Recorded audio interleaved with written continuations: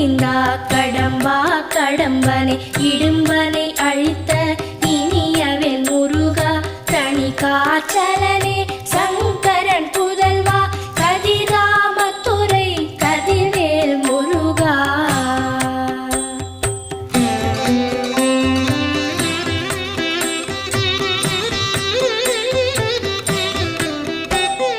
பழனிபதி வாழ் பாலகுமாரா ஆவினன் குடிவாழ் அழகிய வேளா செந்தி